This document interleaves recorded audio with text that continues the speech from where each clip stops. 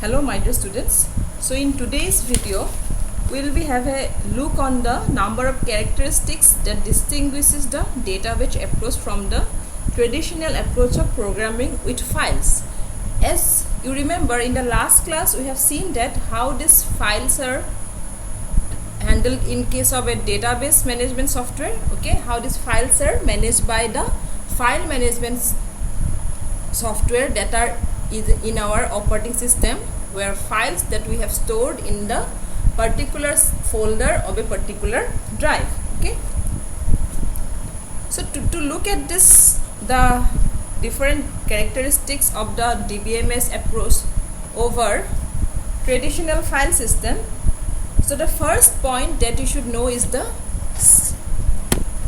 self-describing nature of the database system. So what is this?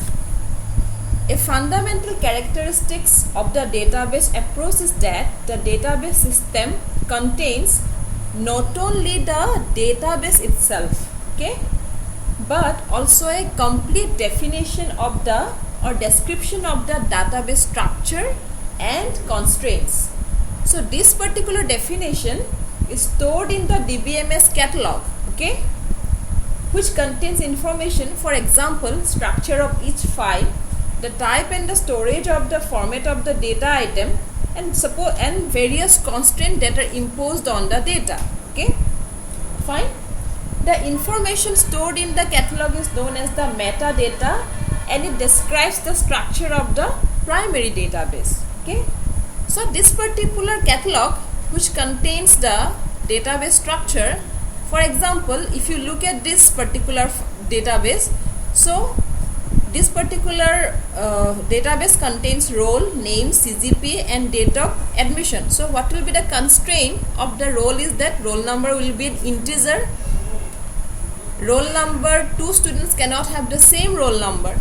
In case of name, the name of a person cannot be null. It cannot contain any numeric character. All the character will be strings only. Next, CGPA of a student cannot exceed 10, and date of admission of a particular student will be in a date format, and it cannot be greater than the current date of today's date. So these are the different constraints and these are the different structures. So this particular information will be stored in the database definition. So the structure of the data will be stored here only, and these particular values, suppose roll number 1 is having the name John, CGPA is 7.9 and date of admission is this. All these other data values will be stored in the stored database. So our database is separated from the structure of the data. Alright. So this particular catalog will be used by the DBMS software and also by the database user who need information about the database structure.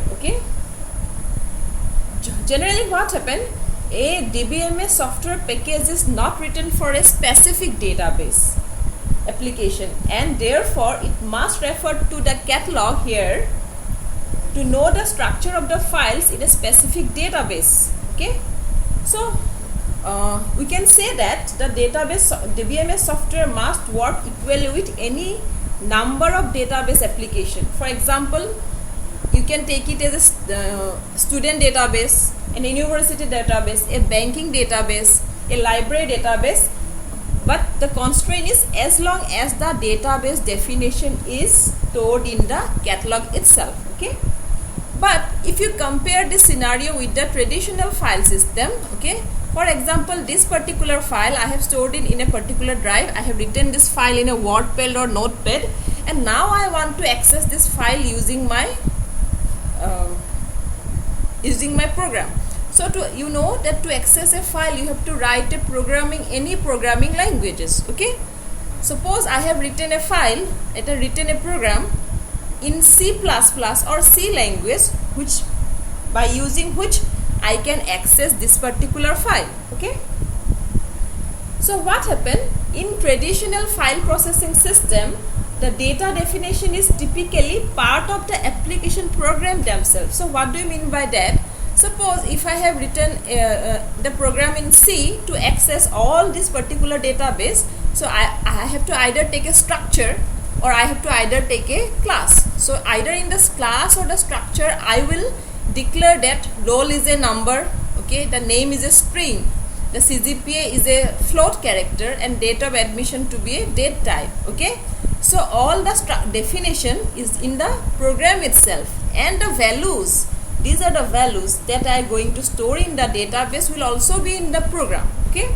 So as you can see in the DBMS approach, the stored database is different from the data definition.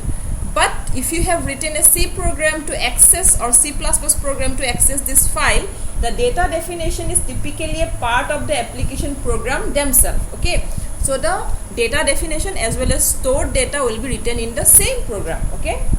So these programs, so whatever program you have written are constrained to work only with one specific database whose structures is declared in the application program. So what do you mean by that? Suppose I have written a program to access all this value. So I have written that program. Now suppose I need another thing. Suppose I want to find out the names of the students whose CGPA is greater than 7. Then my previous program will not work. Why? Because I need a separate database. I need only the names of the students. So to get these names of the student, I have to write another program, so which can only access the names of the student with a particular condition that his CGPA is greater than 7. So as you can see in this particular manner, so there will be two programs for two different databases. But if you have used the database management software, the same database can be used to extract any database related data. So it can be all the attributes of the data like roll, name, CGPA and date of birth. If you want to find out the names of the students, then you can access the database only. You don't have to go for a separate database. That's why I told you that the DBMS software must work equally well with any number of database application. But instead of DBMS, if you are using the traditional file processing in which you have to return a program in a particular programming language, then you have to write two different programs for two different database specific database. So we just come to know that the file processing software can access only specific database, but DBMS software can access diverse database by extracting the database definition from the catalog and then use this definition. So this is the first characteristic that gives you the difference between the traditional file processing system versus the database management system.